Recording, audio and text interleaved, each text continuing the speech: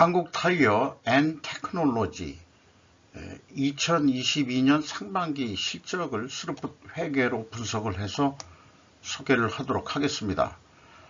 매출은 14.2% 증가했음에도 불구하고 영업손실 331억 원이 발생을 했습니다. 요거는 이제 원가 회계 영업손실이 아니고요. 스루풋 회계 영업손실을 말하는 것입니다. 그리고 오늘부터 그 스루풋 회계 중심으로만 얘기를 하고 현금 재무지표, 그 파이낸셜 인디케이터는 필요하면은 별도로 또 설명하는 그런 것을 좀 분리해서 하기로 했습니다. 시간이 좀 너무 걸리기도 하고요. 그렇습니다. 하단에 나와 있는 내용 참조해 주시고요. 내용이 좋았다고 생각하시면 구독, 좋아요 부탁드리고 1.5배속을 보시면 되시겠습니다. 손익 내용에서 매출은 상반기에 1조 6,684억 원을 달성해서 전년 동기 대비 14.2%가 증가했는데 매출에 비례하는 매출 재료비는 18.6%가 증가했습니다. 이것만 보더라도 스루풋 회계는 원재료 가격이 분명히 상승이 됐다면 인플레 시대에 당연히 그 원재료 가격이 상승을 했을 것인데요. 원재료 가격 상승분을 제품 가격에 충분히 반영을 하지 못했다. 이렇게 해석을 할 수 있습니다. 그래서 스루풋은 금액상으로 11% 증가했는데 스루풋율은 1.6%가 하락을 했습니다. 마진율이 떨어졌다는 얘기죠. 그리고 운영비용이 15.6%나 크게 증가를 했습니다. 금액상 스루풋 증가율보다 더 많이 증가했기 때문에 TOE 생산성은 1 이하로 떨어져 가지고 0.04포인트가 하락을 했습니다. 그래서 영업손실 331억 원이 발생을 한 것입니다. 원가 회계 영업손도 영업손실인데 차이는 326억 원의 차이가 납니다. 이것은 재고자산이 매우 크게 증가했다. 이렇게 원인이 되겠습니다. 재고자산 내역을 보면은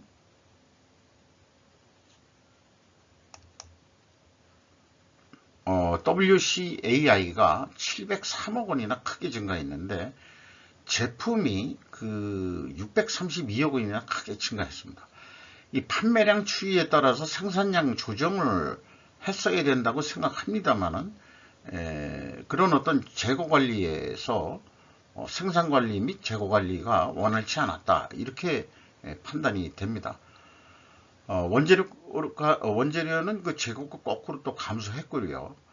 원재료는 자원 부족 시대 때는 많이 확보하는 거는 선악을 가리기가 어렵습니다. 가능하면은 쌀 때 많이 확보해 두는 게 또 바람직하긴 하겠죠. 그런데 원재료는 줄어들고 있는 원재료를 가지고 많이 생산을 해냈다.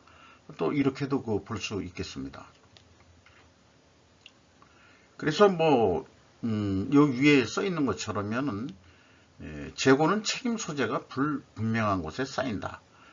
크게 회사 조직을 얘기하면은 생산이 있고 그 다음에 영업이 있고 그 다음에 또 물류가 세 군데로 크게 담당 업무가 이렇게 분업이 되어 있다고 생각하면은 이 세 군데에서 책임 소재가 불분명한 것이 재고 자산일 경우에 대책 없이 이렇게 재고가 늘어난다. 이렇게도 이제 해석을 할 수 있겠습니다. 비용의 성격적 분류에서 CSM 매출원가 재료비는 13.7% 증가했고요. 운영비용은 손익계산서에도 표현되었습니다만 15.6%가 증가했습니다. 그리고 가공비율이 1% 감소했는데 하락했는데 이건 상대적으로 원재료 가격이 상승했다. 이렇게 이제 이 가공 비율만 가지고도 총 제조 비용분에 대해서 해석이 가능합니다. 그러니까 전반적으로 원재료 가격은 올랐다 이렇게 이제 인식을 하고 이제 또 좀 더 진행을 하기로 하죠. PQ 총 제조 비용의 차이도 있습니다. 요거는 그 140억 원이 차이가 있는데, Q가 그 스루풋 회계 쪽에서 그 계산하는 총 제조 비용인데요. 이게 좀 더 많습니다. 그리고 주요 운영 비용을 보면은 인건비가 3,355억 원이 집행이 됐는데, 직원 수도 좀 증가를 했고요. 그 인당 평균 임금은 4,850만 원. 2.3% 평균 임금이 인상이 됐습니다. 연간 한 9,700만 원 정도 예상이 되는데, 뭐 이 정도면 대기업 수준이라고 말씀드릴 수 있겠죠. 그리고 두 번째로 많이 나가는 비용이 감가상각비 제외하고요. 현금 나가는 것으로서 지급수수료가 566억 원이 집행이 돼서 무려 63%나 크게 증가를 했습니다. 이런 영업이나 뭐 이런 그 사업 활동상 그 지급수수료가 이렇게 그 크게 증가할 만한 어떤 사유가 있었겠죠. 외부에서는 그게 무엇인지는 저희는 알 수가 없습니다만은. 재고자산 회계 투명성 2단계로서 그 이 총 제조 비용의 차이가 이제 140억 원이 있는데, 위에 표현한 대로 재고자산의 변동 범위의 1번 표준은 제가 그 얘기하는 WCAI 가공비 배부 재고자산만 변동 범위로 가는 것이 표준이다. 근데 이제 많은 기업들이 전체 재고자산을 기준으로 가져가는 경우가 있고요. 그리고 그 세 번째로 좀 변질된 전체 재고자산을 기준으로 가져가는 기업들이 간혹 눈에 띕니다. 이 경우에는 전체 재고자산에서 미착분만 제외한 건데, 본인들은 이게 합리적이라고 생각하려는지 모르지만은 그 말씀드리지만 합리적이라고 하는 것은 기업 생존에 가장 적합한 경일 겨시에 그가 합리적이라고 얘기를 해야 된다고 봅니다. 본인들은 다 그 합리적이다 이렇게 주장할지 모르지만은 가장 생존에 적합한 것이 뭐냐, 가장 이런 거 봤을 때는 뭐 오늘도 내일도 저는 그 이 모범적인 기업들이 그 채택하는 WCAI 이게 재고자산 변동 범위의 기준이 돼야 된다라고 강력히 계속 말씀드릴 수밖에 없습니다. 그래서 그 BWCA의 증감액을 가감해 주면은 차이가 59억 2,800만 원 나는데, 요게 이제 미착품의 증감액하고 일치를 하는 거죠. 그러니까 이제 한국 테크놀로지는 전체 재고자산 중에서 요 세 번째 변질 전체 재고자산을 기준으로 가져가고 있다. 이렇게 이제 말씀드릴 수 있겠습니다. 이런 기업의 대표적인 기업이 처음 발견된 것은 KCC가 처음으로 나왔었습니다. 제가 분석하는 그 이 기업 중에서요. 경영평가 지표로서 경영성과평가는 통제다. WCAI 회전율 상승과 수루풋율 하락은 분식회계 개연성 가정이 성립합니다. 이렇게 역방향이면요. 그러면 회사가 반증을 해야 되는데 우리는 투명하다고. 그러면 원재료 가격이 하락을 했든지 판매 가격이 상대적으로 더 하락했어야 된다. 이렇게 좀 말씀드릴 수 있겠습니다. 그리고 그 임팩트 미래가치는 41.6%로 크게 증가한 거로 그렇게 산출이 됩니다. 매출채권 수금 속도는 1.5회 전으로 좀 떨어졌고요. 수금 속도가 느려졌고, 매입 채무 지급 속도는 3.7 회전으로서 이것도 좀 떨어졌습니다. 그러나 이제 그 지급 속도 지수는 2.50으로 이것도 좀 떨어지긴 떨어졌습니다만, 수금하는 것보다는 이 납품 협력업체한테 돈을 빨리 준다 그런 건데, 협력업체한테 돈을 빨리 주는 부분도 있겠지만은 이 타이어를 만드는 원재료의 그 공급자가 또 시장 우위에 있기 때문에 선급금을 주더라도 빨리빨리 사야 되는 그런 상황을 그 연상을 할 수 있겠어요.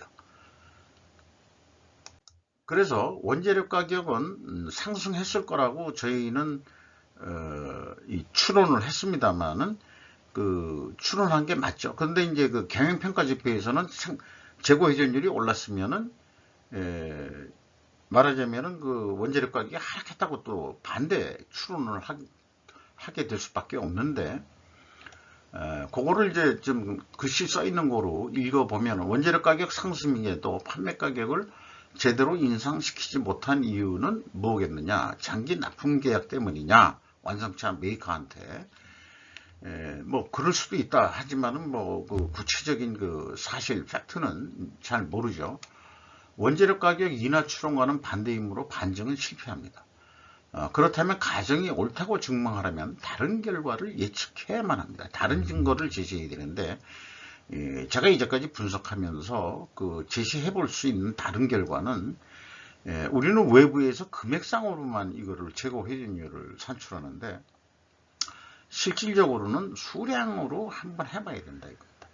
그러니까 총 출하량 나누기 그 재고, 이렇게 해야 회전율이 날 겁니다.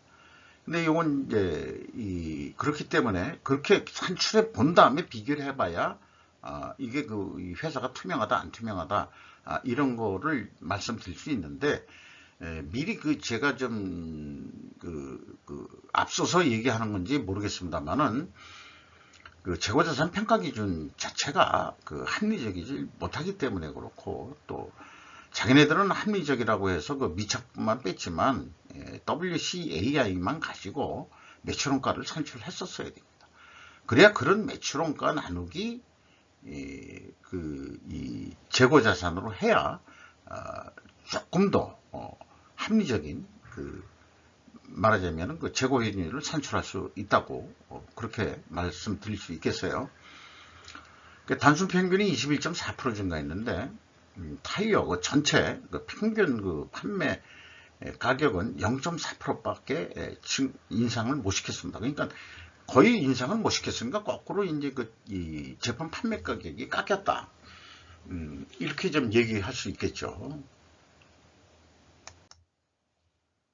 원가 회계상으로 그래서 그 적자는 이제 원가 회계상으로 그 뭐 손익분기점 수준의 그 마이너스 4억 7,100만 원 정도가 이렇게 된 건데, 이거를 좀 흑자를 내보자고 하는 거에서 판매관리비가 좀 105% 그러니까 5% 정도 더 증가할 것 같고, 요 그 A 플랜에서는 그 다음에 이제 영업이익만 200%를 뒤집어 보는 거로 그렇게 했을 경우에 이제 그 3조 4,488억 원 정도 그 매출을 해야 된다, 이런 계산이 나오고요.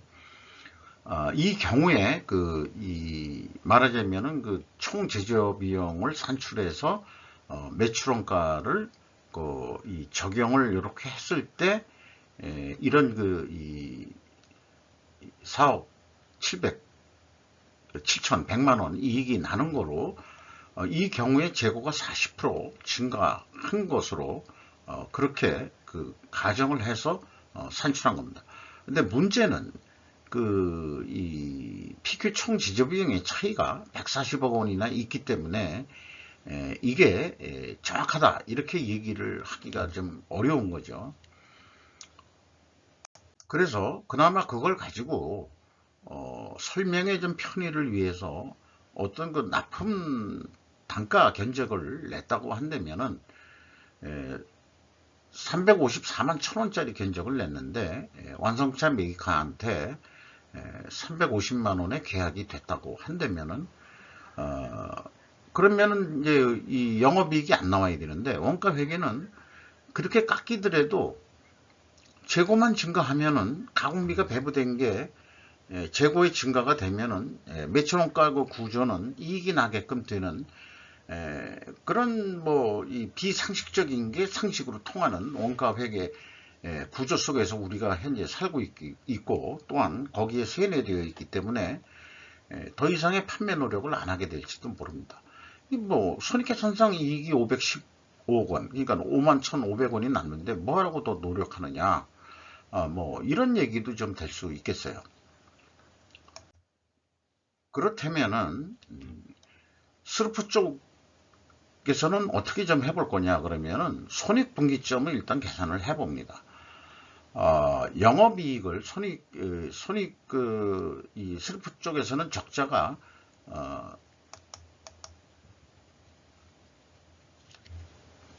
또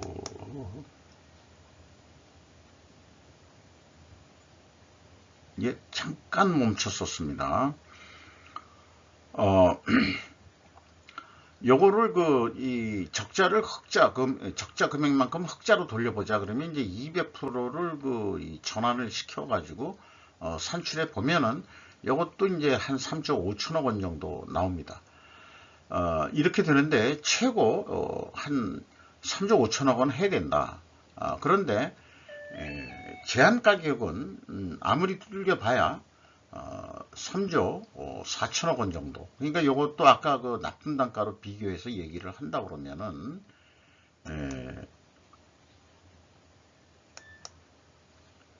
그